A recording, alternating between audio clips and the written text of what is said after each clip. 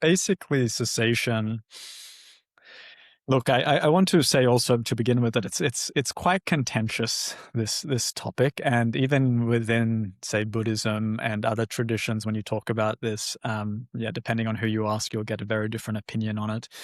But one thing that is kind of clear, I feel, from the Pali Canon, the original teachings of the Buddha, is that there is this state where consciousness, perception, and feeling, and all of the things that we take to be ourselves and the kind of reality that we inhabit can be extinguished, like a flame going out, is how it's described in the suttas.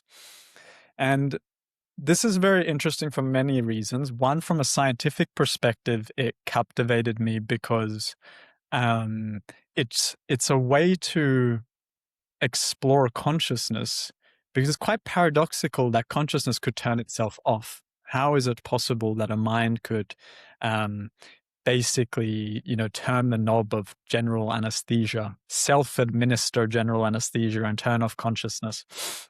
And so in these cessation experiences, when folks describe them, there's a complete collapse of the of consciousness, also space, time, and anything that might resemble awareness. And so it's nothing like deep sleep, because you've slept and you have a sense that time has passed.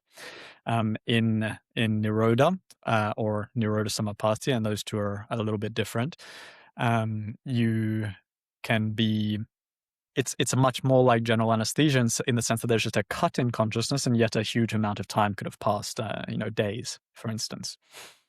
So it's quite unique. It means that the something in the fundamental process that constructs experience and memory has collapsed. Though, as we now know from our research, not all processing has collapsed. Though we do see some important reductions.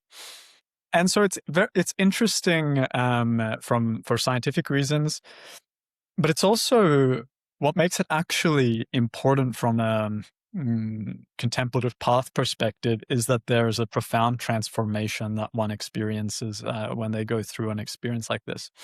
So sometimes these nirodha or cessation moments are associated, for example, with the stages of awakening in Buddhism. So things you might have heard of stream entry, for example. So this is the first stage of awakening in Buddhism. And so when this cessation happens, it's not really actually that important that consciousness turns off. What's important is that the mind is said to be permanently transformed. And there's a kind of completely new software, and this is of course now more modern, my language, installed in the mind, such that we begin to perceive reality differently, we begin to perceive ourselves differently, might have a profound increase in the clarity and flexibility of mind, as well as the heart opening and the compassion that comes as well.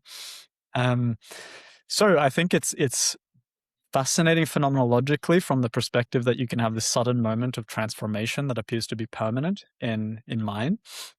And it's fascinating scientifically because it tells us something about the depth at which we can control our conscious experience and change our brain from within, actually. So usually, of course, you need something like an anesthetic, like either ketamine or general anesthesia, or you need to have a seizure or a concussion to have an experience like this. But in this case, it seems to be meditation-induced.